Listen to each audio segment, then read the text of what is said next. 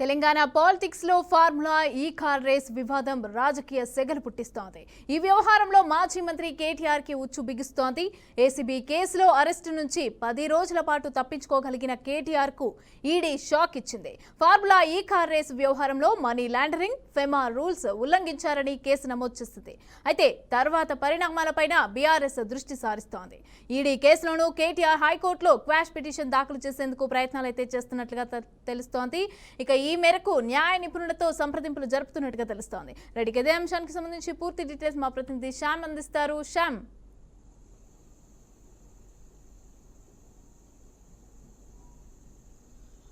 Mamata, Telangana politics లో ఈ formula car racing సంబంధించి అయితే రాజకీయంగా సెగలు పుట్టిస్తున్న పరిస్థితి కనబడుతుంది. మొత్తం మీద ఇప్పటికే ఏసీపీ అయితే కేటీఆర్ పైన అయితే కేసు అయితే నమోదు చేసిన పరిస్థితి కనబడుతుంది. అయితే ఏసీబీ కేసులో దాదాపు అంటే ఏసీబీ కేసు నమోదు చేసిన తర్వాత కేటీఆర్ మాత్రం హైకోర్టుకు వెళ్లారు. హైకోర్టులో వెళ్లిన తర్వాత అదే మన ఇరు పార్టీలకు సంబంధించిన న్యాయవాదులు మాత్రం ఈ కేసు గురించి వాదోపవాదాలు విన్న హైకోర్టు మాత్రం దాదాపు 10 రోజుల పాటు కేటీఆర్ ను అరెస్టు చేయొద్దని చెప్పేసి అయితే కోర్టు తీర్పు ఇచ్చింది. అయితే ఏసీబీ కోర్టు తీర్పు ఇచ్చిన తర్వాత ఇప్పుడు ఈడీ కూడా అదే విషయం పైన అయితే కేసు నమోదు చేసిన పరిస్థితి కనబడుతుంది. అయితే ఈడీ షాక్ ఇచ్చి అయితే ఈ ఫార్ములా కార్ రేస్ వ్యవహారంలో మనీ లాండరింగ్, అదేవిధంగా ఫేమా రూల్స్ ఉల్లంఘించారంటూ తాజాగా ఈడీ కేటీఆర్ తో పాటు ఐఏఎస్ అరవింద్ కుమార్, అదేవిధంగా రిటైర్డ్ సిఈ బిఎల్ఎన్ రెడ్డిపై కేసు నమోదు చేసింది.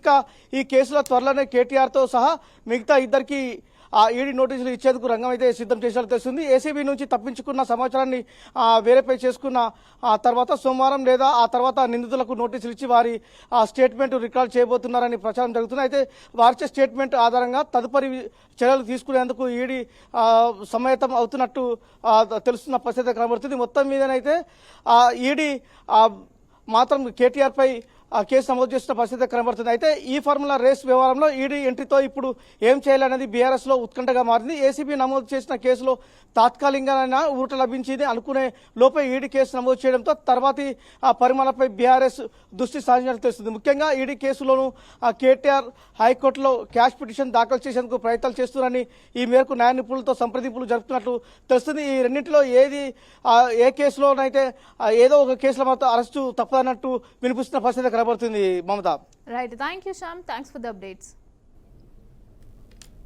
Give you 6 at 6 updates. Keep watching BRK News. తెలుగోడి సత్తా.